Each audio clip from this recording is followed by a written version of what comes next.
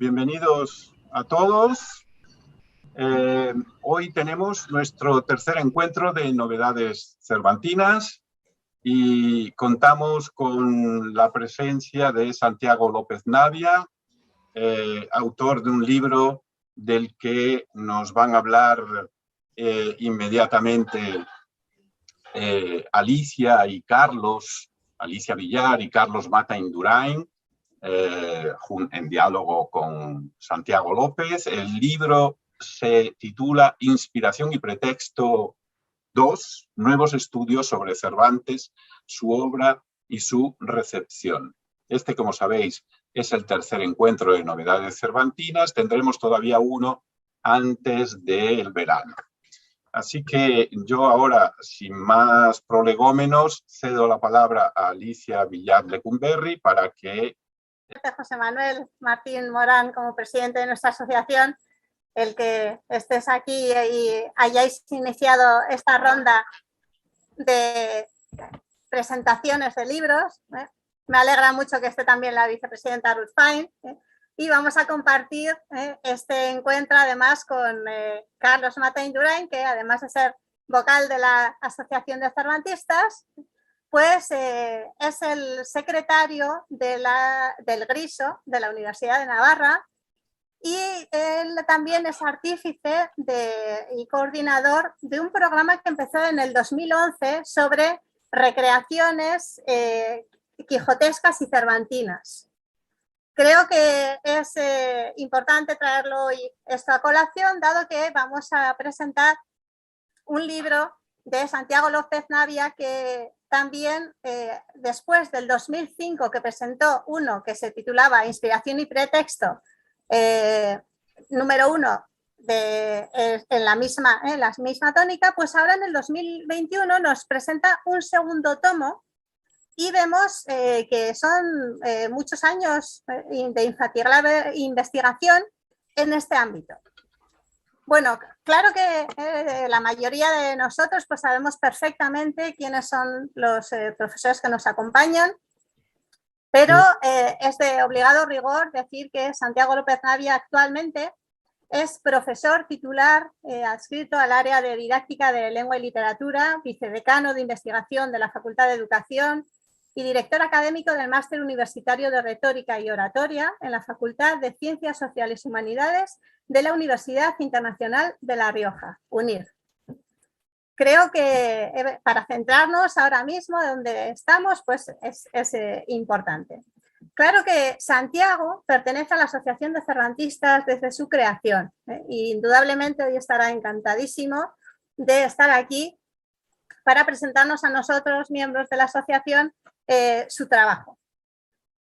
Además, su mérito por la difusión de la obra cervantina ha sido reconocida por los argamasilleros y es bachiller de honor de la Argamasilla. Algo que yo creo que le hizo más ilusión incluso que el grado de doctor, los dos grados que tiene juntos de doctor, pues le hizo más ilusión el ser bachiller de honor de la Argamasilla. Sabemos también que se dedica al cervantismo, se dedica a la retórica, líneas de investigación muy importantes en las que ha formado parte de proyectos como el Quijote en la cultura europea, mito y representación, la recepción e interpretación del Quijote, traducciones, opiniones, recreaciones. Pero creo que es muy importante destacar también su labor como creador, como poeta. Santiago López Navia ha escrito más de 14 libros de poesía, ha sido galardonado en España y en el extranjero por esta labor. Y cuando lee a Cervantes y cuando investiga, se nota su doble filo de investigador y de creador. Al menos yo lo rastreo en su obra. Bueno, pues sin más preámbulos, yo creo que eso ya sabemos con quién estamos hoy. Le cedo la palabra primero a Carlos Mata para que salude y después al propio Santiago López Navia. Carlos, tienes la palabra. Bueno, muy bien. Buenas tardes a todos. Buenos días para alguno. La verdad es que es una gran alegría estar aquí en esta reunión virtual creo, José Manuel, lo hemos hablado en la Junta Directiva, que es una magnífica iniciativa, ¿no?, para dar a conocer novedades cervantinas y, bueno, para reactivar un poco la actividad. Poco a poco parece que ya vamos volviendo a la presencialidad y que podemos viajar y que podemos volver a encontrarnos frente a frente y cara a cara, ¿no? Pero por mientras, o mientras eso sucede, o mientras llega nuestro congreso del año que viene, congreso grande, pues podemos también usar estos medios alternativos y virtuales. Así que me alegro mucho de ver a muchos colegas conocidos y amigos. Con respecto al libro de Santiago, pues bueno, también estoy muy feliz de poder presentarlo ahora o acompañarle en la presentación. Le agradecí mucho a Santiago que pensase en mí para prologarlo. La verdad es que este tema de la recepción de Cervantes y más específicamente las recreaciones quijotescas y las recreaciones cervantinas, ¿no?, porque de todo hay en la Viña del Señor, es un tema que compartimos, un tema de investigación desde hace muchos años. Nos chivamos fichas, nos comentamos información, ha salido esto, creo que te puede interesar, no dejes de ver esto otro, en las dos direcciones, y por tanto, pues prologar ese libro de Santiago, pues fue una idea que yo le agradecí, ¿no?, que se hubiese acordado de mí, que me lo hubiese propuesto, y lo hice con muchísimo gusto, para salir publicado en esta editorial, además tan prestigiosa, ¿no?, como es Iberoamericana y la Biblioteca Áurea Hispánica, ¿no? Bueno, pues en los minutos siguientes tendremos ocasión de charlar, de hacerle unas preguntas a Santiago, de ir comentando también al hilo de lo que vaya saliendo, pues distintas cuestiones. Y nada, creo que el público pues podrá disfrutar. Muchos ya conocerán el libro, pues los que no lo pueden conocer ahora. Entonces, así de entrada, ese sería mi planteamiento, ¿no? Muchas gracias, Carlos. Pues le cedemos la palabra a Santiago. Muchísimas gracias, Alicia, y gracias a todos. Buenas tardes. Gracias por acompañarme en este tiempo de conversación que aspira a ser, como todo aquello en lo que yo participo y todo aquello en lo que me esfuerzo por promover, breve, cordial y, a ser posible, provechoso. Millones de gracias, José Manuel, por tus magníficos oficios como acreditado, introductor de embajadores y mucho más siendo nuestro presidente. Me honra especialmente que tú estés con nosotros y que nos hayas dado la bienvenida y hayas pronunciado esas palabras de salutación. Y me siento muy bien participando de esta actividad tan relevante que nos permite ponernos las caras, aunque sea al otro lado del ordenador, y demostrar que la vida sigue y que hay un buen número de oportunidades que nos permiten compartir lo mejor. Por lo tanto, millones de gracias en una tarde como esta, en la que hay tantísimas cosas tan interesantes por hacer. Muchísimas gracias por haber elegido estar conmigo. Os lo agradezco muy cordialmente. Dicho esto, Alicia, tú eres la magistra Caeremoniarum, por lo tanto te corresponde administrar el turno de preguntas que a la limón vais a hacer Carlos y tú, y yo estoy a vuestras órdenes. Muy bien, bueno, pues soy toda una dama y le cedo a Carlos la primera pregunta. A ver, Carlos. Bueno, pues muchas gracias. Yo para empezar un poco a entrar en materia, ¿no? Partía con la reflexión de que, por supuesto, el territorio de la recepción del Quijote y de Cervantes en general es un océano sin orillas y en mi caso, por esa afinidad de temática investigadora, pues bueno, voy a centrar un poco mis cuestiones para que Santiago responda en torno al tema de las recreaciones quijotescas. Bueno, también podemos hablar algo de Cervantes convertido en personaje literario, ¿no? Pero sobre todo las recreaciones del personaje de Don Quijote. Y mi primera pregunta yo creo que es sencilla de formular, pero quizá complicada de responder, ¿no? Mi pregunta para Santiago, que sabe tanto de estos temas, con sus dos libros, en concreto con este que presentamos hoy, sería: ¿cómo se puede ser original al escribir una recreación quijotesca? Supongo que hay que buscar una vuelta de tuerca, hay que buscar un embés, hay que hacer algo para que no leamos de nuevo otra recreación del Quijote sin interés, ¿no? Pues, ¿cuál sería, en tu opinión, la forma de hacer? Es una pregunta muy genérica, muy general. ¿Cómo se puede conseguir cierta originalidad en un terreno trillado como es recrear el personaje de Don Quijote? A tiempo de contestar a esta pregunta, agradezco muy especialmente a Alicia y a Carlos que hayan querido acompañarme en esta tarde.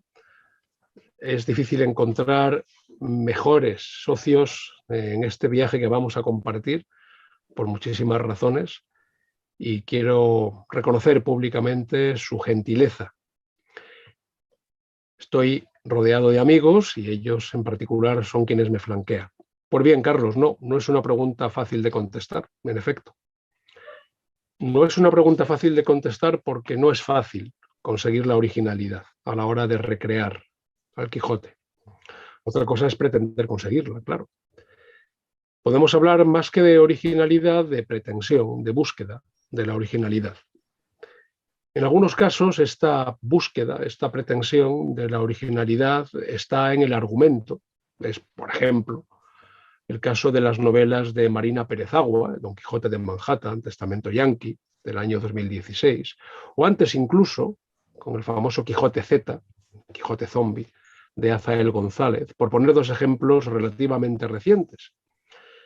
También se da esta pretensión de originalidad en una propuesta argumental delirante, donde las haya, que es la de Don Quijote y Tío Sam, de Nicasio Pajares, del año 1930. En otros casos sobresale más bien el tratamiento de un personaje, como pasa, por ejemplo, con la biografía de Cide Hamete Benengeli, escrita por Melique Zulema en las Adiciones de Jacinto María Delgado, del año 1786. En cuanto al estilo, es particularmente complicado ser original. Y a veces los recreadores se debaten entre un intento de mímesis lingüística, que a veces funciona y a veces no, y un alejamiento, deliberadamente practicado con respecto al registro original. Vueltas de tuerca se han dado, y muchas, y en buena hora, y creo que se van a seguir dando. Por cierto que a quienes trabajamos en el ámbito de las recreaciones nos viene muy bien que la tuerca aguante una nueva vuelta, ¿de acuerdo? Porque tenemos nuevas oportunidades de estudio.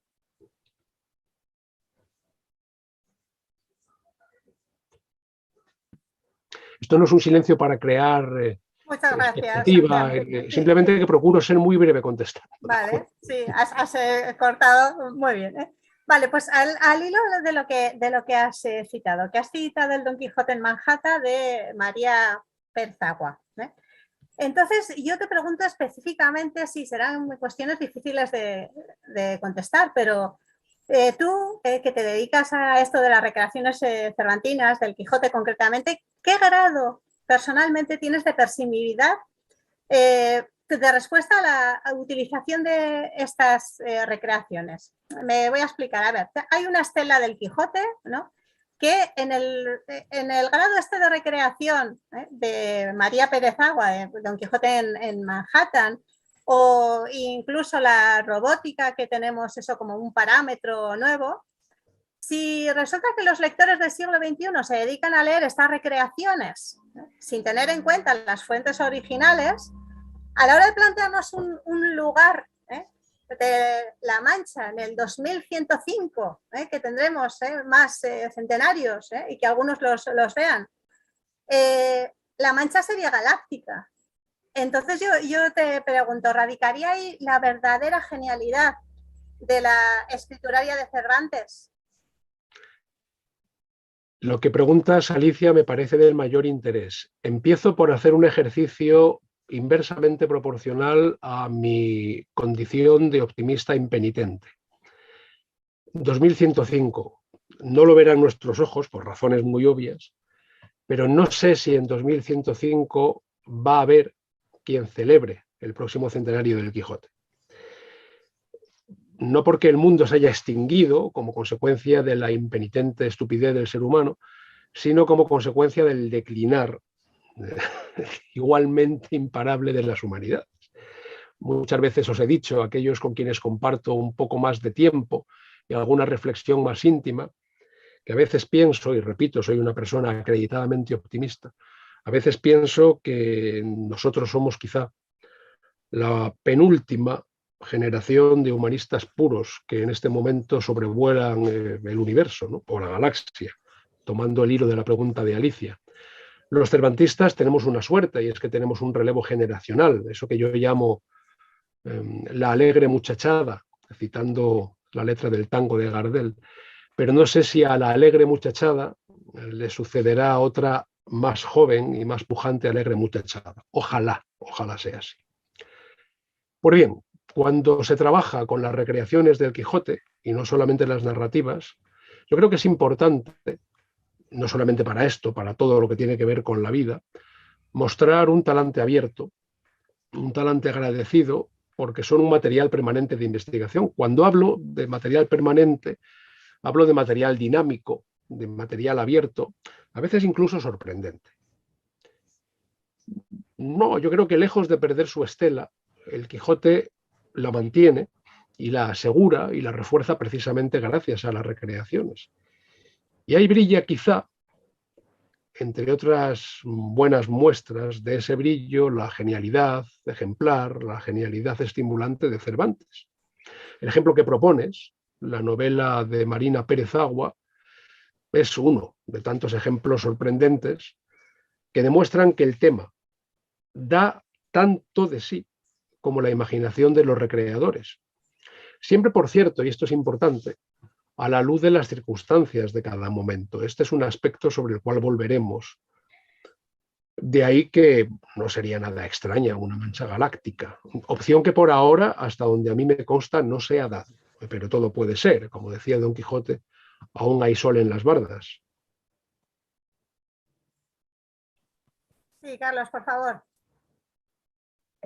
Muy bien, Santiago. Pues va mi segunda pregunta relacionada con lo anterior. Todo va a estar de alguna forma relacionado. Pero antes, por cierto, mencionabas el tema de lo que dé de sí la imaginación de sus recreadores. Perdón por la autocita, pero creo que es divertido. He terminado un trabajo sobre una recreación de Manuel Fernández y González sobre Cervantes, en este caso, las recreaciones del escritor, de Cervantes, y 1.300 páginas de la calenturienta imaginación de Fernández y González dan mucho juego. Bueno, ya veréis ese trabajo cuando salga, ¿no? Pero bueno, en fin. Mi pregunta segunda tiene que ver con el título de tus dos libros, el que publicaste hace unos años y el que has retomado ahora en el 2021, Inspiración y Pretexto, ¿no? En ese binomio, no sé, está apuntando a que algunas de estas recreaciones se inspiran en el Quijote, en el sentido de que, bueno, pues tratan de imitar o de seguir de cerca el espíritu quijotesco, cervantino, etcétera, y otras recreaciones que simplemente toman el texto de Cervantes como pretexto y se alejan muchísimo, es decir, el hilo ya con el Quijote es más débil. No sé, un poco explícanos el sentido de este título que le pusiste a tus dos libros, Inspiración y Pretexto. Es como tú dices, inspiración y pretexto son las dos fuerzas en tensión, las principales, no las únicas, entre las cuales se resuelve la recreación del Quijote en los diferentes lenguajes, en los diferentes ámbitos, no solamente en el de la narrativa hispánica, que es el que yo frecuento con mayor entusiasmo, no necesariamente con mayor éxito. Bien, un ejemplo reciente y particularmente interesante, al menos para mí, de la persistencia en las claves del Quijote, es decir, algo que podríamos adscribir a la inspiración y no al pretexto, está en esas dos continuaciones ortodoxas. Los que cometéis el grave error de leer las cosas que yo escribo, sabéis que yo diferencio entre dos tipos de continuaciones, continuaciones ortodoxas y continuaciones heterodoxas. Las continuaciones ortodoxas son aquellas que respetan la voluntad autorial del final cerrado que suscribe Cervantes por boca de Cide Benengeli en el último capítulo del Quijote de 1615, mientras que las heterodoxas son aquellas que literalmente se fuman en pipa esa voluntad autorial y llegan incluso hasta el extremo de resucitar a Don Quijote una y otra vez. Pues bien, hablo de dos continuaciones ortodoxas, las dos continuaciones ortodoxas publicadas por Andrés Trapiello en 2004 y en 2014, Al morir Don Quijote, de 2004, y El final de Sancho Panza y otras suertes, de 2014. La segunda de las cuales, por cierto, es a su vez una continuación de la primera. Y este es un caso especialmente significativo de un subsistema recreador, que define por su propio peso una especie de subgrupo de dos obras y de un único autor dentro del amplio espectro de las continuaciones del Quijote. Y si tuviera que poner uno de los muchos ejemplos que demuestran que el Quijote puede convertirse en un pretexto ideológico o religioso, pues hablaría de algunas imitaciones del siglo XVIII, hablaría del Papís de Bobadilla, de Rafael José Crespo, aunque se publica en 1814, no deja de recoger la óptica de los años de la estética dieciochesca que entran en la primera década del siglo XIX. O, por poner un ejemplo, cuya lectura puede, tal y como yo lo veo, y esta es una opinión rigurosamente personal, puede llegar a ser absolutamente estomagante, pues hablaría de la panfletaria El alma de Don Quijote, de Jerónimo Montes, publicada en 1904, a la cual después volveré a referirme por otras razones que guardan una relación bastante directa con esta pregunta de Carlos. Gracias, Santiago. Y entonces, al hilo de lo que estás diciendo, vamos a seguir en el tiempo. ¿Cuál crees tú que es la recreación cervantina que a ti te ha inspirado personalmente y constituye el germen de tu dedicación a este ámbito? Por una parte, por la parte de la inspiración, y por otra, por la parte del pretexto que tú sigues titulando a tus libros. ¿Qué te parecería que es una recreación recomendable para captar lectores en el tiempo que nos ocupa, futuros lectores del Quijote, pero respetando la intención, por una parte, de Cervantes y la intencionalidad de su texto? Bien, para empezar, Alicia, el camino que a mí me condujo a las recreaciones fue el inverso. Es decir, yo llegué a las recreaciones narrativas del Quijote en el ámbito hispánico gracias a o a partir de el interés que mostré desde el primer momento de mi trayectoria como investigador por el entramado metaficcional del Quijote. O sea, llegué a las recreaciones motivado por la importancia de la pseudoautoría y la pseudohistoricidad en el original. Fui a rastrear el papel de este recurso en las continuaciones, imitaciones, ampliaciones y paráfrasis, que son las 4 categorías que en su momento establecí de la novela de Cervantes en el ámbito de la narrativa hispánica, y ahí me quedé. Y de ahí pasé al teatro, a la música, y ahora estoy llegando, por cierto, con bastante interés a la novela gráfica. Por lo demás, pues han sido muchas las recreaciones narrativas que han llamado mi atención. Me gustaría pensar, sé que esto no deja de ser un alarde de optimismo por mi parte. Me gustaría pensar que en el ámbito hispánico las conozco casi todas, o por lo menos una buena parte de ellas. Verás, yo no soy consciente de que haya habido una recreación del Quijote que me haya inspirado de una forma especial, porque mi interés por el tema de las recreaciones casi siempre ha trascendido el interés natural de las obras, y me quiero explicar. Y esto, como decía Lope del Amor, quien lo probó lo sabe. O sea, como sabe Carlos, cuyo recorrido en este campo es tan amplio como fecundo y brillante, el análisis de las recreaciones del Quijote resulta a veces muy árido, porque el valor que encierran no siempre es un valor literario. Esta es una realidad. Yo he procurado guiarme sobre todo por mi sentido de la disciplina.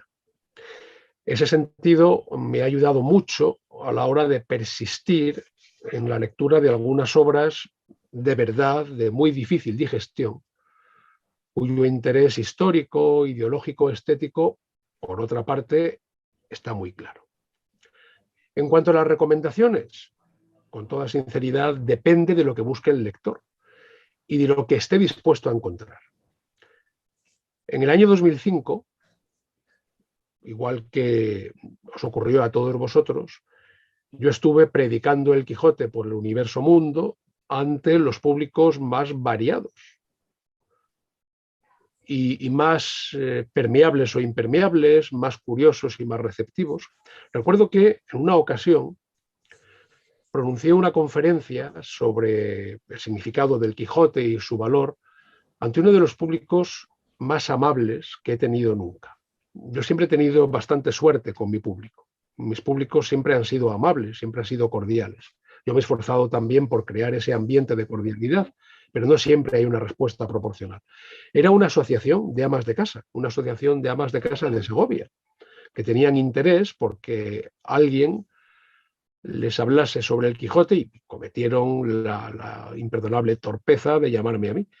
Y entonces una de ellas me dijo en el momento del coloquio, mire, yo tengo un amigo, bueno, empezó asumiendo una premisa, verá, yo no he leído el Quijote, ¿de acuerdo?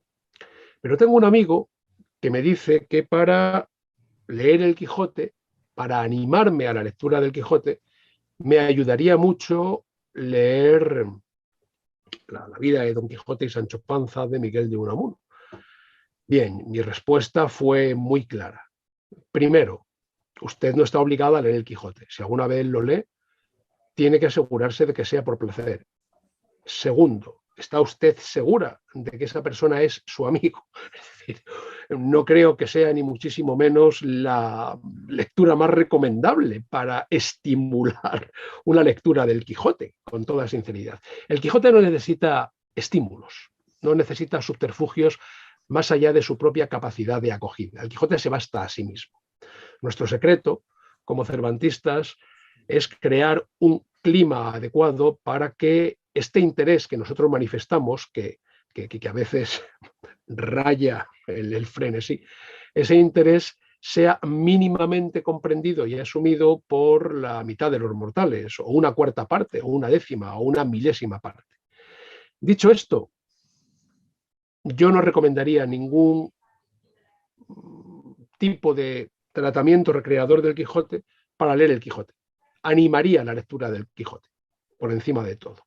Quizá empezando por una antología de capítulos selectos, quizá empezando, sobre todo cuando hablamos de adolescentes, de una obra versionada o adaptada, pero ¿para qué? Vamos a empezar por las recreaciones cuando tenemos el original. No creo que sea necesario. A partir de aquí, cualquier recomendación es buena. Sí, Carlos, por favor. Sí. Muy bien, Santiago.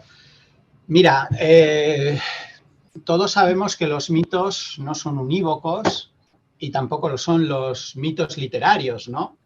Por poner un ejemplo señero, pues el personaje y el mito que es el Cid, pues lo podemos encontrar ideologizado, ¿no? Federico de Urrutia, en su Romance de Castilla en Armas, nos presenta al Cid con camisa azul por el cielo cabalgaba, ¿no?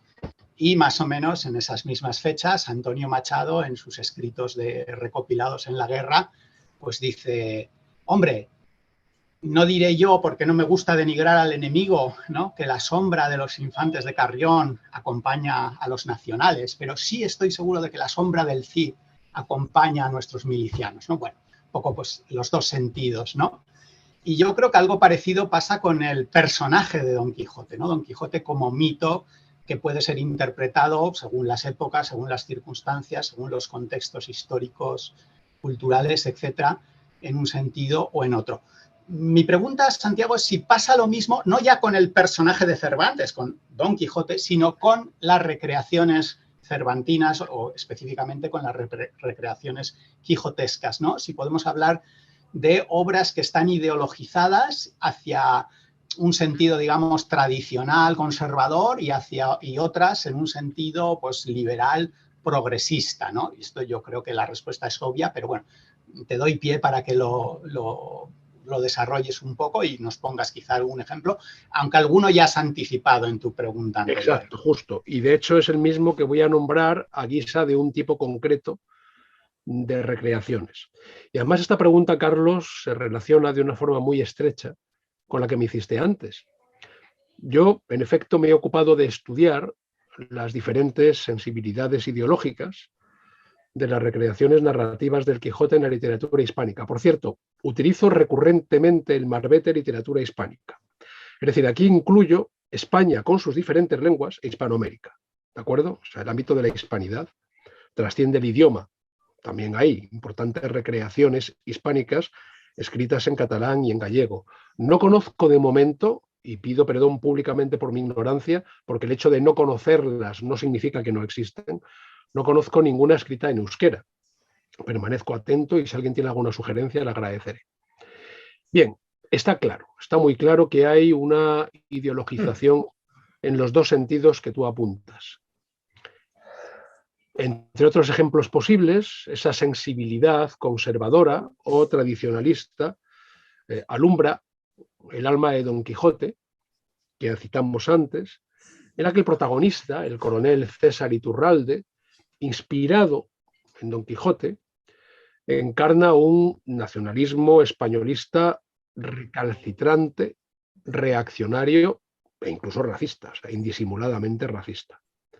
Mientras que el pacifismo de corte progresista se puede apreciar porque es muy latente, incluso muy patente, en las páginas de La última salida de Don Quijote, de Carolina Peralta, del año 1952. Un librito en el que un Don Quijote resucitado vuelve a la tierra, a una tierra azotada después de la Segunda Guerra Mundial, con una importante preocupación de fraternidad, de solidaridad, de recuperación del gran espíritu de paz, cuya misión él en ese momento está protagonizando. Son dos ejemplos, entre otros muchos, que podríamos poner de estas dos sensibilidades. Entonces, al hilo de lo que planteas, te quisiera preguntar, ¿qué función desempeña la lengua como seña de identidad en los personajes cervantinos? Bien. Tal y como yo lo veo, este es un asunto de mayor interés. Y yo quisiera llevar tu pregunta, sobre todo por no extenderme mucho. Como veis, estoy procurando aducir respuestas breves, ¿de acuerdo? Porque más allá de la cortesía que siempre impregna todo ejercicio de brevedad, pues quisiera pensar que también hay otras preguntas que el resto de los asistentes después quisieran hacer. Y aún quedan unas cuantas preguntas, tanto tuyas como de Carlos. Por lo tanto, yo quisiera llevar esta pregunta tuya, si me lo permites, a la identidad literaria que contribuyen a construir los personajes de algunos ejemplos propios de las recreaciones. Y me refiero solo a 3 casos, entre otros, porque la casuística es muy compleja y además muy interesante. Por ejemplo, hay recreaciones en las que los personajes se expresan en un estilo que imita o intenta imitar el propio del estilo original, mezclando el registro de Cervantes con otro más actual. Un caso significativo es el Quijote Z de Azael González, del año 2010. Ese es un caso. Otro, pues el que representan las recreaciones en las que los personajes, en este caso particularmente los protagonistas, y en el segundo caso incluso el mismo narrador, se expresan siempre, por defecto, con un registro arcaizante, lo cual es muy difícil de sostener. Porque que Don Quijote se exprese con un estilo arcaizante forma parte de su cosmovisión literaturizada, de su forma de vivir también desde el lenguaje, el universo literario al que ha decidido pertenecer. Pero que el narrador, y tanto Don Quijote como Sancho, o los personajes inspirados en ellos, estén siempre expresándose por defecto, o por exceso, que también se puede decir, en ese registro deliberadamente arcaizante, es difícil de sostener desde el punto de vista estilístico. Por ejemplo, apunto un caso de un cómic muy interesante, una novela gráfica, El Mortadelo de la Mancha, de Francisco Ibáñez, del año 2005. Don Quijote y Sancho Panza siempre se expresan en un registro arcaizante. Además, teñido a veces de una intención paródica y otras de, ¿cómo decirlo sutilmente?, de un logro no del todo redondo, porque en algunos casos Ibáñez ha tomado el rábano por las hojas y ha trascendido las posibilidades arcaizantes muchísimo más allá de lo que sería esperable, lo cual, por cierto, tiene su gracia, ¿de acuerdo? Es decir, eso no deja de implicar el reconocimiento de un mérito. O, por ejemplo, un ejemplo muy reciente que estoy terminando de leer en estos días. Mirad, esta es la parte tercera de la leyenda del ingenioso hidalgo Don Quijote de la Mancha, cumplida y exacta compilación de las nuevas aventuras y nuevos sucesos dignos de ser contados y habidos en el tercero viaje que emprendieron y obvieron, sic, don Alonso Quijano, para siempre conocido, sic, por el ingenioso hidalgo Don Quijote de la Mancha y su escudero y criado Sancho Panza, do viene este a trocarse en filósofo y poeta. El estilo es permanentemente arcaizante, no solamente el de los protagonistas, también el del narrador. Eso es difícil de sostener. Esa tensión estilística es difícil de sostener. Y también, por poner un tercer caso, podemos hablar de recreaciones en las que el lenguaje de los personajes se actualiza sin que deje de ser elaborado. Es decir, pues, entre otros ejemplos, puedo hablar del Don Quijote en la España de la reina Leticia de Amando de Miguel, del año 2016. Solo hablo de estos tres casos o de estos tres tipos. Podría hablar de otros, pero no quiero ser prolijo.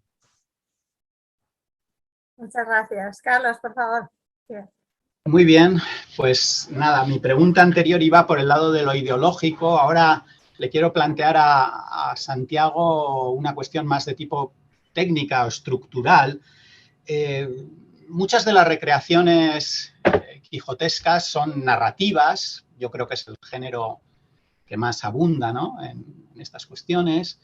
Hay también bastantes recreaciones dramáticas y, bueno, en poesía yo creo que la poesía es distinto, ¿no? En poesía podemos encontrar, pues, ecos, semblanzas, ¿no?, estampas líricas de los personajes del Quijote, pero no propiamente recreaciones, ¿no?, por las propias características del género. Entonces, mi pregunta, si nos ceñimos a recreaciones narrativas y recreaciones dramáticas, sería si ves que hay diferencias constructivas, estructurales en la forma de abordar una recreación narrativa y lo mismo en una recreación dramática. ¿Cómo se puede hacer esa operación de recrear en narrativa y en teatro? Sí, hay es una pregunta interesante. Es una pregunta interesante donde las haya. Y no tiene una respuesta fácil.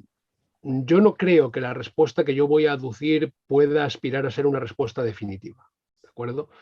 Es decir, es una respuesta, todo lo aquilatada que puedo permitirme, que nace de la experiencia de quien, como yo, o como tú, o como muchos de los aquí presentes, pues llevamos unos cuantos años leyendo recreaciones del Quijote. Por lo tanto, propongo que esta respuesta que aduzco se considere como respuesta provisional y, por lo tanto, enormemente discutible, enormemente perentoria. Pero a la luz de mi experiencia como lector de recreaciones, yo veo, por ahora, en la narrativa, un espacio mayor para proponer sensibilidades estéticas, políticas, religiosas, y además un género en el que brillan con luz propia, a veces de forma muy elaborada, y esto no es en absoluto casual, los mecanismos metaficcionales de la pseudoautoría y la pseudohistoricidad. Es un tema en el que hemos trabajado algunos de nosotros y en el que José Manuel acredita una importante cantidad de estudios que son de referencia. También veo un marco, y Ruth, por cierto, Ruth Fay, exactamente lo mismo, entre otros. Si empiezo a citaros a todos, voy a dejar de hablar de lo que me ha preguntado Carlos para pasar a cumplir con la cuota de la cortesía, de modo que lo dejo aquí y me disculpáis. Bien, también veo un marco en la narrativa más flexible que el teatro, para desarrollar propuestas más o menos ortodoxas, también podría decir más o menos heterodoxas, porque en el fondo vendría a ser lo mismo, con respecto al original. Y algo en lo que también la narrativa puede llevarse la parte del león, y es que es más flexible a la hora de ajustar la percha de Cervantes, que ya está muy estirada, que ya está muy, muy dada de sí, a las circunstancias propias de cada época. ¿Qué veo en el teatro? Bueno, pues en el teatro yo veo por ahora una mayor permeabilidad, sobre todo en el sentido retórico. Y sobre todo, gracias, en este caso sí, a la presencia auxiliar de la poesía y a las posibilidades de enriquecer la representación con el auxilio privilegiado de la música, lo cual lleva a otro campo que, como sabéis, me interesa, que es el de las recreaciones musicales, tanto en la música culta como en la música popular. También veo en el teatro un mayor espacio para el desarrollo de ciertos episodios particulares del Quijote. Y tú, Carlos, conoces muy bien lo que dan de sí las bodas de Camacho, por ejemplo, en este sentido. O sea, yo ahora mismo estoy a punto de entregar para el proyecto que algunos compartimos, que dirige Emilio Martínez Mata, una edición de las bodas de Camacho de Antonio Valladares de Sotomayor, que es precisamente una recreación teatral de este episodio concreto. Al mismo tiempo, yo creo que las propuestas temáticas que admite la recreación teatral no son tan amplias como las que admite la narrativa. Quizá desde este punto de vista me atrevería a decir, repito, siempre de forma provisional, que la narrativa parece, por ahora, un marco más generoso para estimular una mayor variedad de apropiaciones de la historia. Claro, el funcionamiento obviamente es distinto, y es distinto a la luz de las necesidades específicas de la puesta en escena de una obra teatral frente al papel del lector, que es más responsable de su proactividad interpretativa del texto que la que puede asumir el espectador de una obra teatral. Pero repito, esta es una respuesta de todo punto provisional.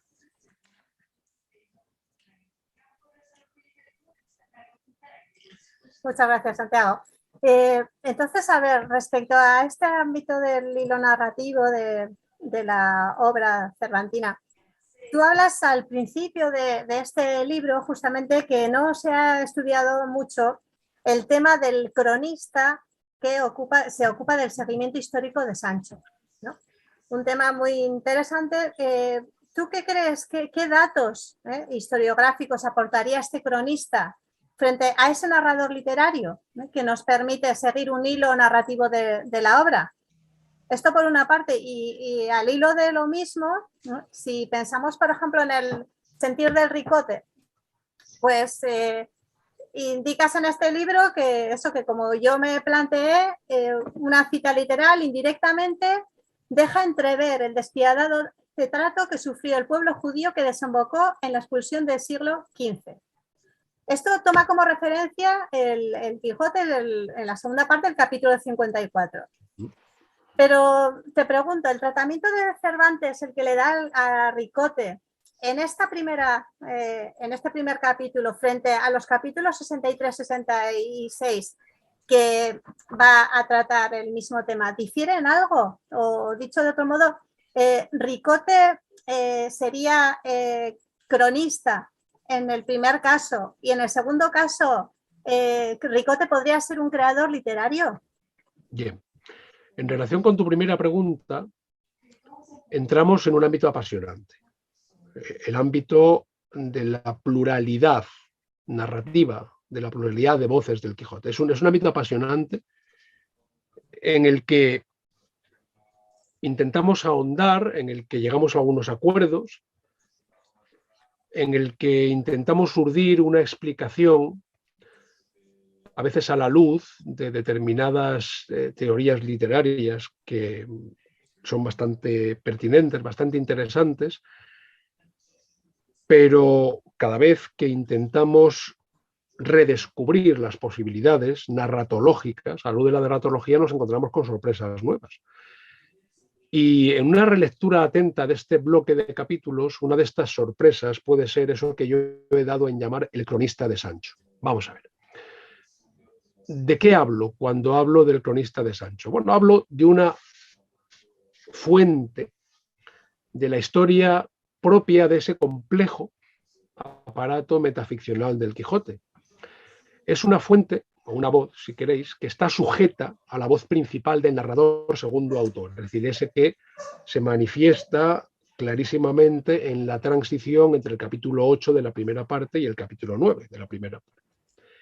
Y como tal fuente histórica, presta atención, desde el capítulo 45 de la segunda parte, a lo que en el texto se presenta literalmente como las palabras, hechos y movimientos de Sancho. Es decir, las palabras, hechos y movimientos de Sancho son, de forma sumaria, esos datos historiográficos. Pero esto se complementa con una naturaleza de personaje que está muy clara, y está muy clara en el capítulo 49 de la segunda parte. Porque ahí sabemos que este cronista encargado de los hechos, de las palabras y de los movimientos de Sancho Panza, acompaña a Sancho en su ronda nocturna como gobernador, junto con el mayordomo, el secretario y el maestresala. Y como fuente se complementa con otros documentos textuales singulares. Singulares, digo, desde el punto de vista de la metaficción. Por ejemplo, las constituciones del gran gobernador Sancho Panza, que se nombran en el capítulo 51 de la segunda parte. Por eso, en cierto sentido, este cronista de Sancho es una más de ese entramado de fuentes indefinidas, de lo que yo llamo, como sabéis, las fuentes indefinidas de la transmisión de la historia, que contribuyen al juego de esta transmisión. Por ejemplo, los particulares capítulos, entre comillas, que tratan la amistad del rucio y Rocinante, los poemas perdidos de la penitencia de Don Quijote en Sierra Morena, o esas pretendidas veces, subrayo lo de pretendidas, en las que la historia denomina Sancho Zancas a Sancho Panza, según se nos dice en el capítulo 9 de la primera parte, por poner algunos ejemplos que considero relevantes. En cuanto a lo que planteas sobre Ricote, bueno, yo creo que la clave está en la sensibilidad, particular sensibilidad con la que Cervantes nos acerca a la tragedia de la expulsión de los moriscos en el capítulo 54 de la segunda parte.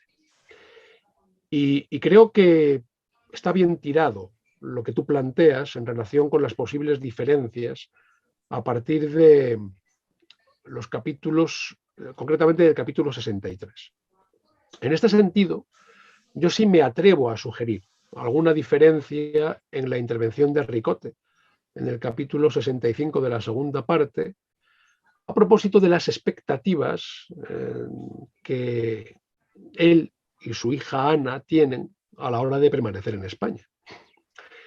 Ahora bien, no sé, y lo digo con absoluta prudencia, y lo digo como quien cuando no sabe algo lo confiesa públicamente sin el menor pudor, por prudencia y por honradez, no sé si en esa resignación que subyace al discurso de Ricote en ese fragmento hay un intento de justificar o normalizar la actitud de Bernardino de Velasco a la hora de aplicar el decreto de expulsión de los moriscos de Felipe III. O hay más bien un ejercicio de ironía, ¿no? En todo caso, sí creo que en las funciones narrativas de Ricote, en ambos casos sí puede apreciarse una segunda derivada enormemente útil como cronista, puesto que pone ante nuestros ojos hechos históricos del mayor interés, de la mayor relevancia. Y a ver, Carlos, ya te queda una preguntilla por ahí en el tintero. Sí, la última bala ya en el cargador, sí, pero este es fogueo, como vamos todas. Vamos acabando nosotros y ir pensando el público alguna pregunta más. Muy bien, Santiago. Todos sabemos que a géneros como la novela histórica o a este corpus de obras que son recreaciones, personajes y de temas del siglo de oro, y en concreto pues, de Cervantes y de Don Quijote, les sientan muy bien los centenarios, ¿no? Los centenarios le sientan muy bien a la crítica académica, todos publicamos libros, artículos, se reeditan cosas, pero a este terreno de la recreación literaria también llega a eso.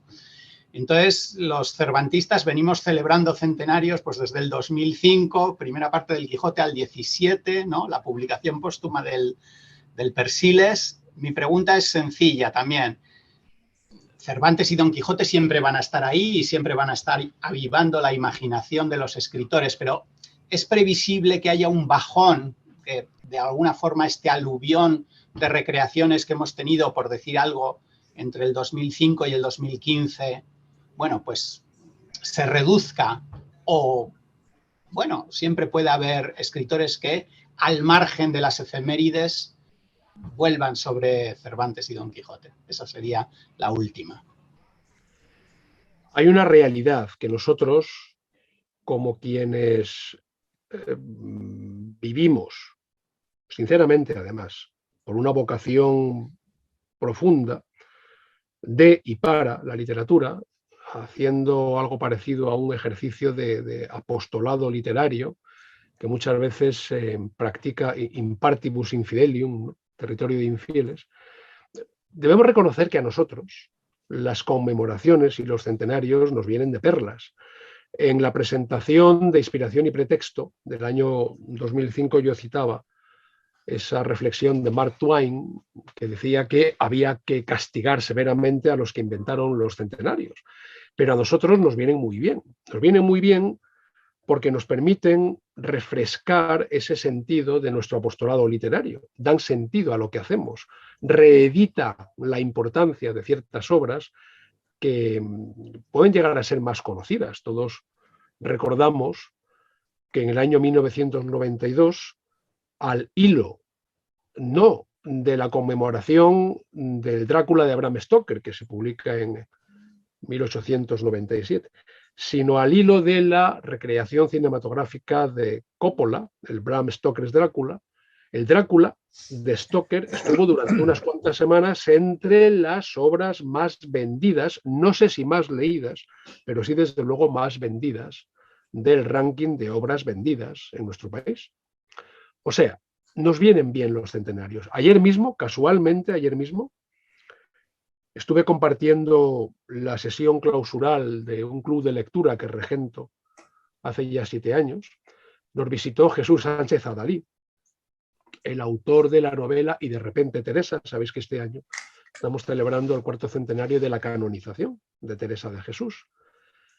Pero en el año del 4º centenario de su nacimiento, claro, se publicaron recreaciones literarias de su vida, de sus peripecias.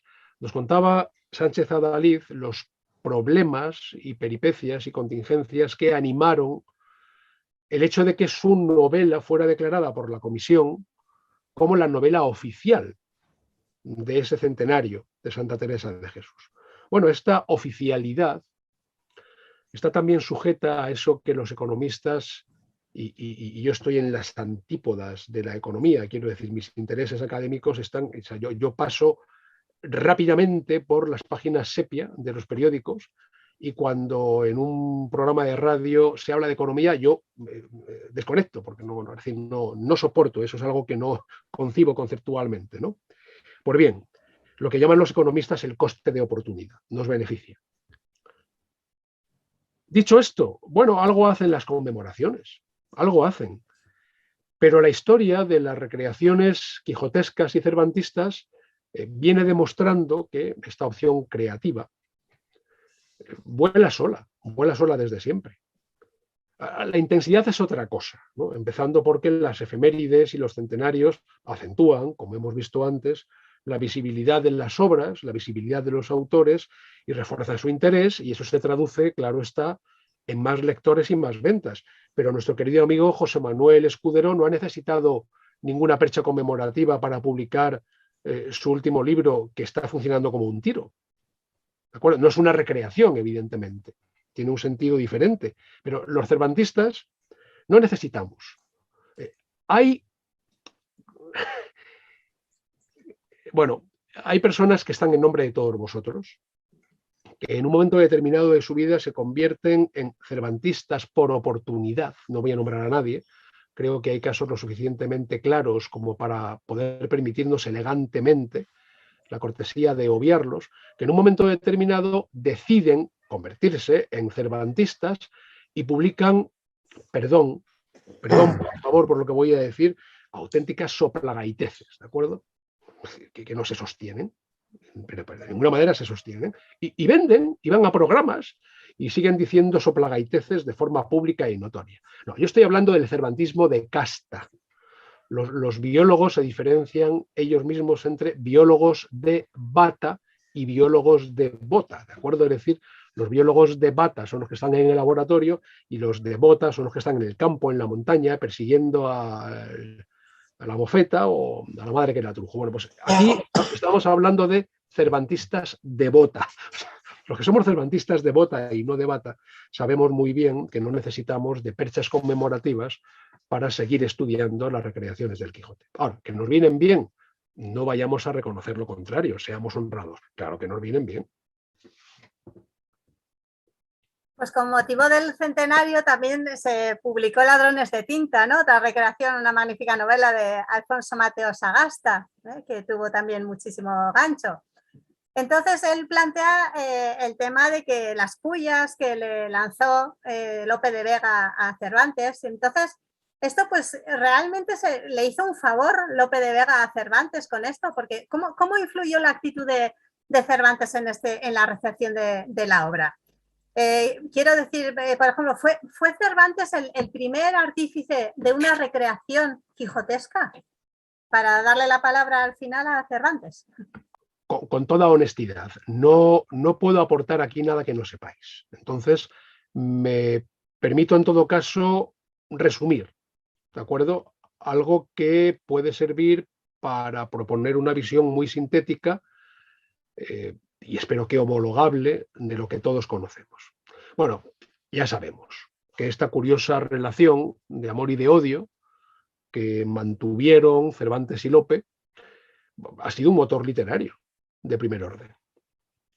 Las evidentes pullas que Cervantes lanza a Lope en el Quijote de 1605, particularmente evidentes en el prólogo, vuelven a Cervantes, junto con otras, en el Quijote de Avellaneda. Y bueno, creo que todos coincidimos en que en el Quijote de Avellaneda Lope sobrevuela, ¿de acuerdo? Está bastante claro. Su inspiración, incluso hasta un cierto punto su liderazgo literario, están bastante acreditados ya. Esto ya supone un estímulo inmediato para condicionar la primera recreación relevante del Quijote. Digo la primera recreación relevante.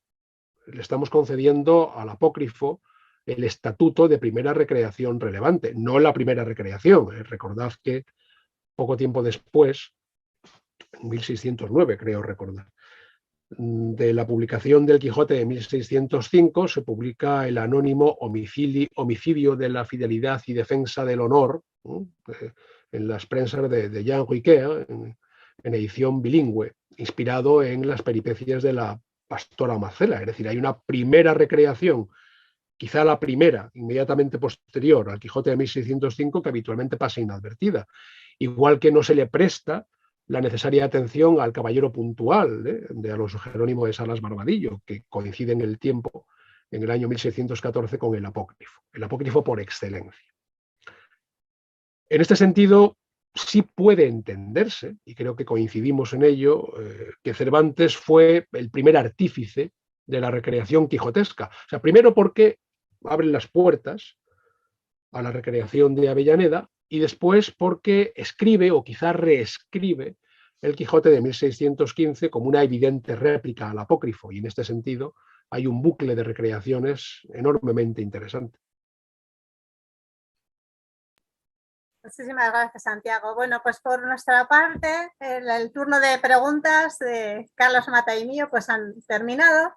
Y nos gustaría pues ceder la palabra a los asistentes para que le puedan preguntar lo que deseen oportuno a Santiago López Navia y así abrir el coloquio. Pues tenéis la palabra, nada más con conectar el micrófono. A ver, Hay tío, una pregunta en el chat, Alicia. ¿eh? ¿Sí? Hay una pregunta de Eduardo Aguirre en el chat. ¿En el chat? Ah, sí. ¿Se estudia y se explica hoy bien en la Universidad Cervantes? Yo me batería en duelo a primera sangre por demostrar que sí. El problema es lo que viene después. El problema es el desierto que viene después. O sea, ¿qué papel le asignamos a Cervantes y al Quijote en la enseñanza preuniversitaria? Claro, el hecho de que yo quiera batirme en duelo o admita batirme en duelo a primera sangre por decir que sí, puede ser discutido, puede ser discutible porque, como bien sabéis, el aligeramiento de los programas del estudio de la literatura han convertido lo que cuando yo estudiaba filología, hace unos 650 años, era una asignatura de todo un año dedicada a Cervantes y al Quijote, y ahora acaba convirtiéndose quizá en un tema tangencial de un cuatrimestre o en una suboptativa, o vaya usted a saber en qué.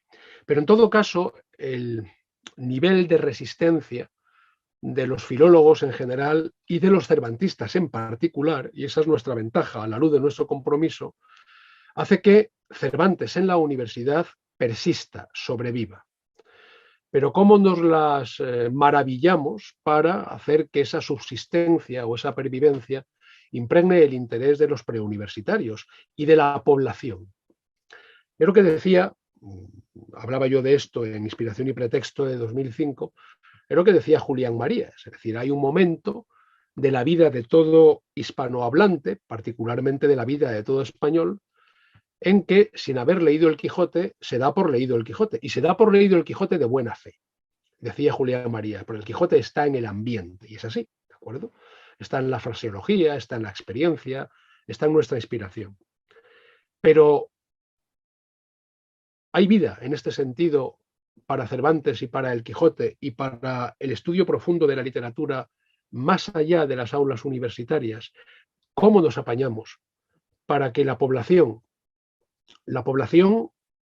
a la cual tenemos que rendir un servicio, no solamente la población estudiantil preuniversitaria, sino la sociedad a la que tenemos que devolver la confianza que ha puesto en nosotros, invirtiendo dinero e impuestos en nuestros estudios?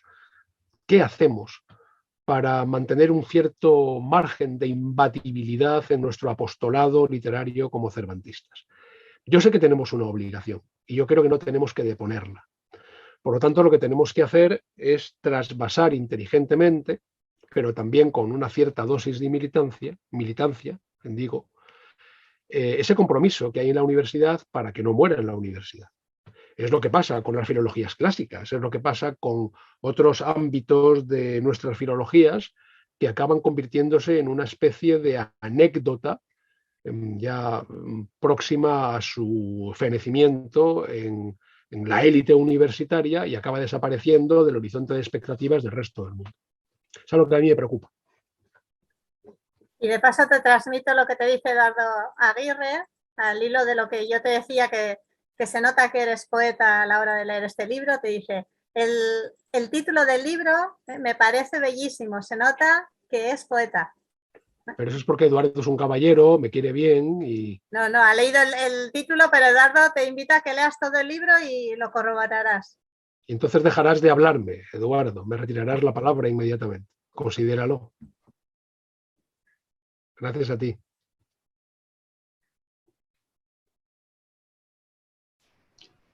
Hay manos levantadas de José Manuel y de Ruth. Sí, ahora. José Manuel, por favor. Bueno, me parece muy interesante, Santiago, el hacer este reconocimiento del panorama literario, de las plantitas que van creciendo en el panorama literario gracias a la semilla quijotesca. Creo que es importante hacerlo porque da, de alguna manera, levanta acta de la vitalidad del clásico, ¿no? De la vitalidad. Pero ahí es donde va la pregunta mía. ¿De la vitalidad del clásico o de la vitalidad del mito de los personajes? Me explico mejor. has enumerado una serie de nombres. De esos nombres reconozco mi ignorancia, conozco muy pocos. Los otros me parecen autores evidentemente que no han entrado en el canon, no sé si no han entrado todavía o no van a entrar nunca. Y entonces lo que se me ocurre pensar es que estos autores están aprovechando el tirón que tienen los personajes de Cervantes para, de algún modo, construirse una genealogía noble a la hora de proponerse al mercado editorial, ¿no? Están en esa estela cervantina, se construyen la genealogía y se les empieza a asociar con Cervantes. Menudo pelotazo. Pero claro, lo que yo me pregunto es, ¿cuántas de estas novelas han asimilado realmente la lección del Quijote? Quiero decir, ¿cuántas de estas novelas utilizan esas grandes técnicas innovadoras que todos reconocemos en el Quijote, ¿no? Pues, por ejemplo, la mezcla de realidad y ficción, conseguir transformar el canon de representación, por ejemplo, en 1615, incluyendo el libro de 1605, en la realidad de la que está hablando, que está representando. Cambia un poco el modo de entender el realismo en esto, ¿no? O bien lo que llamamos pluriperspectivismo del Quijote, el dialogismo, hasta qué punto hay confrontación de visiones del mundo, y así podría seguir, ¿no? Banalmente, la épica de la cotidianidad, es decir, que en el Quijote una simple bacía de barbero, un objeto pues bastante común y usual en la época, ahora ya no, se pueda convertir en un yelmo y pueda dar origen a escenas épicas o aparentemente épicas en la visión de un personaje. Este secreto del Quijote de conseguir que la cotidianidad se convierta en épica, ¿hasta qué punto estas novelas lo han conseguido? Perfecto. Interesantísimas preguntas que te agradezco. Empezamos por la vitalidad del clásico o la vitalidad del mito.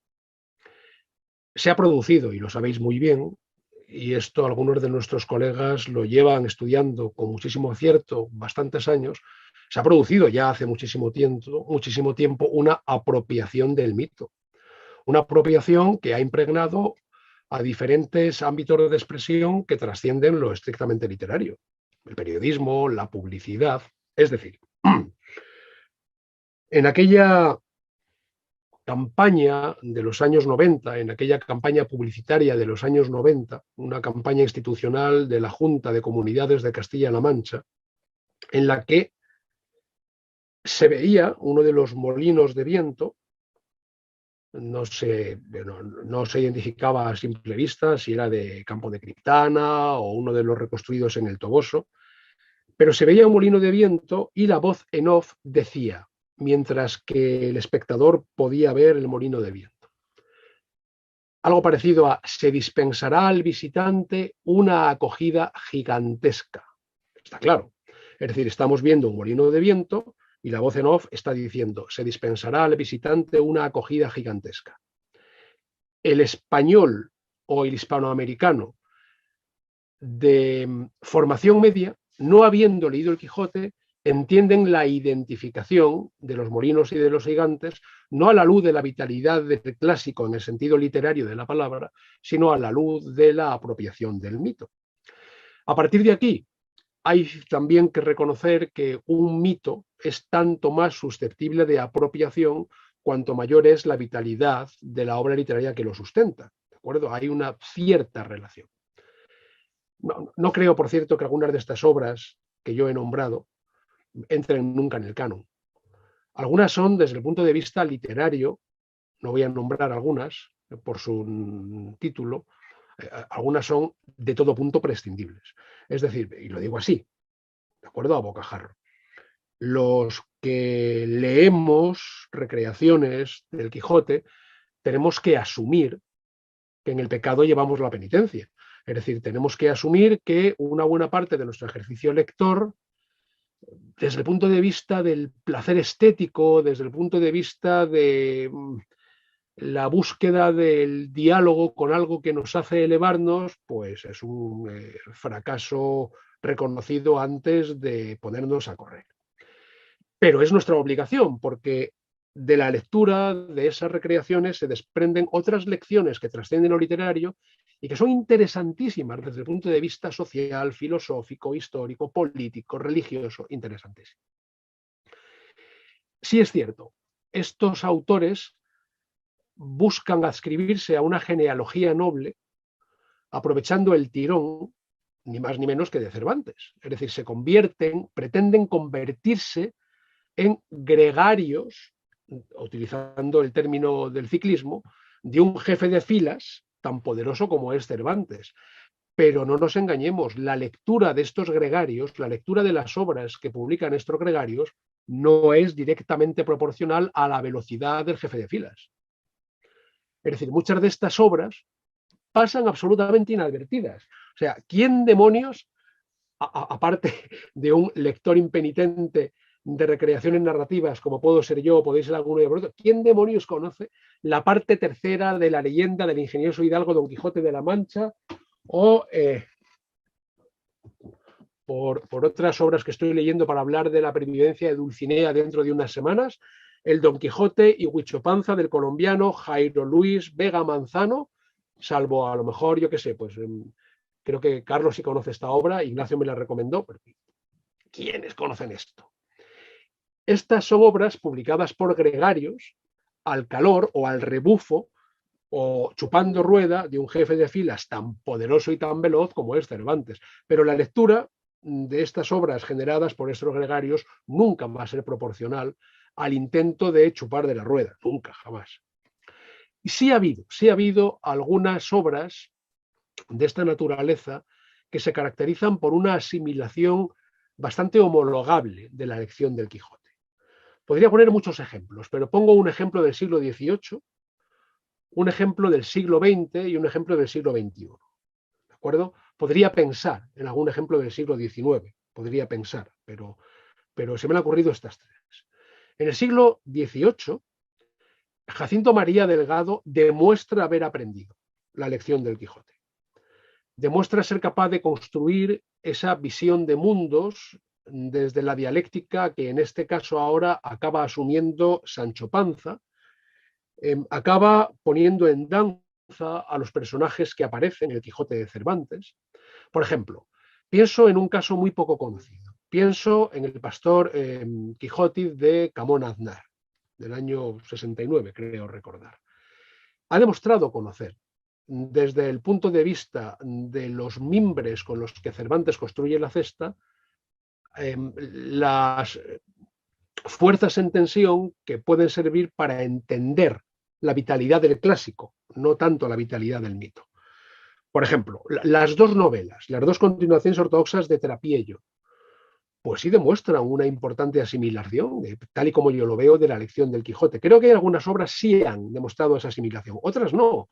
A otras les importa cuarta y mitad de un pimiento esa herencia literaria. No les importa. Actúan de una forma oportunista, tomando el Quijote no como un estímulo de inspiración, sino como un pretexto. Muchas gracias. Vamos a pasar el turno a Ruth. Bueno, primero manifestar mi alegría por este encuentro con tantas queridas amigas y queridos amigos, y enhorabuena por el libro y por la presentación y los presentadores. Mis preguntas son un tanto, tal vez amplias, y a lo mejor es tarde y las dejo en el aire si es necesario meditar sobre ellas. Yo trabajo bastante el tema de la reescritura, y la reescritura es bidireccional. Mi pregunta es un poco la continuación de José Manuel. Nos ocurre bastante, José Manuel. El hecho es si hay, has mencionado, por supuesto, obviamente Avellaneda como una recreación, y yo añado Borges, por ejemplo, Pierre Menard. Son recreaciones que no solo asimilan, sino que también aportan una lectura diferente aportan al Quijote, a nuestra recepción del Quijote. Y me pregunto si tus ejemplos tienen algo de eso, de esta bidireccionalidad. La segunda pregunta, que también creo es amplísima y sin duda tú te lo has planteado tantas veces, voy a empezar por un ejemplo muy banal y muy conocido. La Biblia tiene tantas recreaciones. ¿Por qué? Por su carácter elíptico, porque son núcleos narrativos. ¿Qué hay en el Quijote que produce esta lectura, recreación desatada ¿qué es lo que dispara estas manifestaciones inacabables? Perfecto. Gracias, Ruth, por las 4 preguntas. Estoy anotando para no perderlas y para contestar con la mayor brevedad posible. ¿De acuerdo? La bidireccionalidad es una reflexión enormemente interesante. Los 2 ejemplos que has aducido me parece que son difícilmente discutibles, en la medida en que, en efecto, Avellaneda y Borges plantean una lectura diferente o aportan una lectura diferente, que en el caso de Borges es paradójica porque basa su aparente diferencia en la literalidad, lo cual no puede, yo creo que solamente Borges es capaz de hacer algo así, ¿de acuerdo? Es decir, eso se me ocurre hacerlo a mí y evidentemente me mandan a un pelotón de fusilamiento, pero lo hace Borges y resulta de todo punto creíble. Pero sí, verás, sí hay un cierto nivel de bidireccionalidad en un tipo de novelas que son aquellas en las que se plantea la génesis literaria del Quijote. Porque son novelas, por cierto, no necesariamente recreaciones puramente quijotescas. Por ejemplo, recreaciones áureas. Se me ocurren 2 ejemplos enormemente interesantes. Se me ocurre el ejemplo de nuestro querido amigo, a quien algunos conocemos, Alfonso Mateo Sagasta. Si vosotros leéis Ladrones de tinta, de Alfonso Mateo Sagasta, vais a comprobar que Mateo Sagasta, y es algo muy común en sus novelas, crea una ilusión en virtud de la cual lo que estamos leyendo en ese momento, siglos después, es lo que permite justificar lo que hizo Cervantes siglos antes. Es decir, hay una ilusión de bidireccionalidad, como si en el fondo estuviéramos descubriendo a estas alturas de nuestra vida que las claves que observó Cervantes para construir ciertos personajes estaban escritas antes y no las conocíamos, y las conocemos ahora gracias a la ilusión ficcional de estas propuestas de recreación. Otro caso muy interesante, el comedido Hidalgo, de Juan Eslava Galán, del año 1996. Donde no solamente los personajes quijotescos, sino los personajes cervantinos están asentados en esa creación de una ilusión bidireccional que acaba siendo, por la vía de la ficción, forzosamente retrospectiva. ¿De acuerdo? O sea, en el caso de Avellaneda hay un bucle de prospectividad y retrospectividad, pero en estas ilusiones en las que la ficcionalidad soporta una ilusión de unas claves literarias que alumbran siglos después lo que nosotros conocíamos por estar escrito varios siglos antes, hay una especie de pretensión de bidireccionalidad que parte de eso que yo llamo, y no es nada original, porque todos lo suscribimos o casi todos, el pacto del lector, el pacto con la ficción. ¿Y qué dispara las manifestaciones de lectura del Quijote? Yo cambiaría el verbo dispara por disparata, ¿de acuerdo? Porque a veces no son lecturas disparadas, a veces son lecturas disparatadas. Bueno, yo creo que, y esta es una respuesta posible, ¿de acuerdo? Es posible que haya otras respuestas, pero hay una respuesta posible que nace de mi experiencia. Esto solamente pasa con determinadas lecturas y con determinados autores. Esto pasa con la Biblia, esto pasa con Shakespeare y esto pasa con Cervantes. No sé si pasa, igual sí, ya me lo diréis, con alguna otra obra o con algún otro autor. ¿Por qué? Porque la capacidad de desquiciar el canon es directamente proporcional al peso del canon. Es decir, el afán de notoriedad, el afán de originalidad, la búsqueda del huevo puesto no ya en posición vertical, sino en posición diagonal, en estado de ingravidez. Hace que algunas personas desafíen la lógica y no disparen con una lectura inacabada, inacabable o inasumible la fuente canónica, sino que la disparaten, la desquicien. ¿Por qué? Porque el canon invita a esto. Claro, no todo el canon. ¿Alguien ha disparatado, suponiendo que sean canónicas, las obras de Flaubert? Yo lo conozco, esa tentación de desquiciamiento. O, no sé, de Germán Hesse o de Edgar Allan Poe. Salvo aquellas novelas en las que estos autores se convierten en personajes por su atractivo. Es el caso de Poe, por ejemplo, sobre todo el caso de Lord Byron, que ha sido un personaje que ha inspirado muchas novelas en las que él ha sido protagonista. El caso incluso de algún otro autor como Espronceda, convertido en vampiro, ni más ni menos, quiero decir.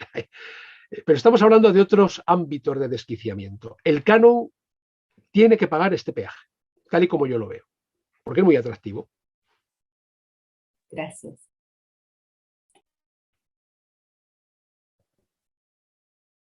¿Alguien más quiere intervenir?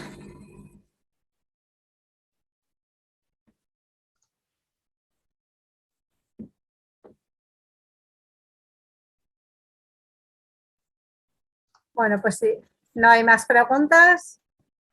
Solamente Carlos. saludar a todos. Me da mucho gusto estar con vosotros. Caterina, Lo he escuchado cuánto nos honras estando ahí. Y a mí no, cuánto me honráis todos. Somos muy amigos, lo sabes, y Claro me da lo sé. mucho gusto.